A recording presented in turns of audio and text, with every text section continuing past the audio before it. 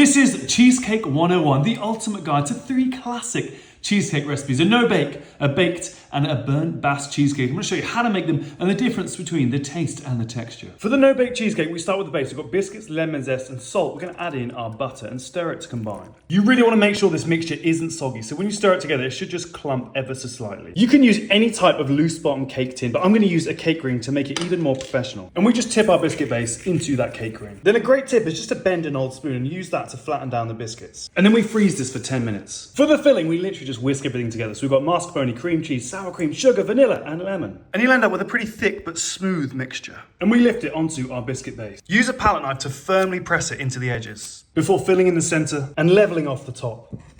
And once it's nice and smooth, all we've got to do is chill it. Now once it has set, we're going to use a blowtorch to heat the sides of the cake ring, lift it off, and then use a hot knife to cut even slices. You're going to end up with a classic smooth cheesecake that holds its shape really well.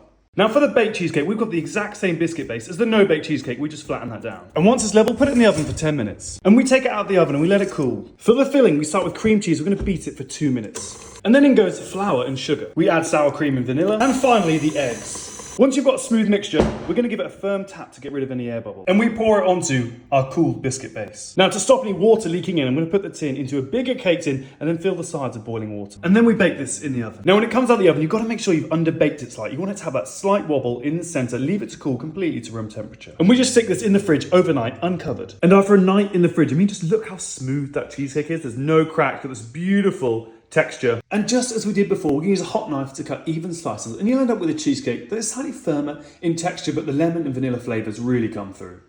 For the Burnt Basque Cheesecake, we're going to mix our cream cheese until smooth. You sift in the flour and sugar and then beat again.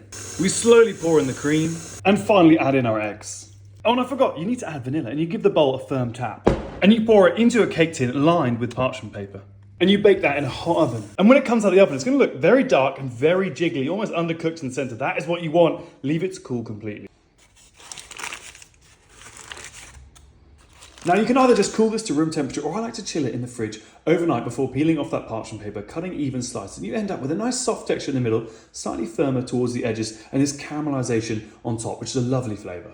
Look, I'll say all 3 recipes are fantastic. It's hard to pick a winner, but let's start with this no-bake cheesecake. It's quick, it's easy, it's going to take you maybe 10, 15 minutes to prepare. Great one to do with kids. You've got a very smooth finish texture-wise, and it has that classic kind of tangy, sweet taste. Now the baked cheesecake, which I thought was New York style, apparently it isn't. Okay, that has to have a sponge on the bottom. Is slightly more difficult to prepare because you've got to get those temperatures right. If you overbake it, it's going to crack. Now it's never cracked on me, so just follow the recipe. And you get a texture that is slightly denser, but I think you get a more creamy flavor. And finally, the Burnt Basque Cheesecake, which is very trendy, and I think is easy to prepare because there's no crust. You just take that filling and pour it into a lined cake tin. Now the texture for me is somewhere in between the no-bake and the baked cheesecake, but where this really sings is the flavor, because you get this almost kind of creme brulee like taste from the caramelization on top, and that's what sets it apart.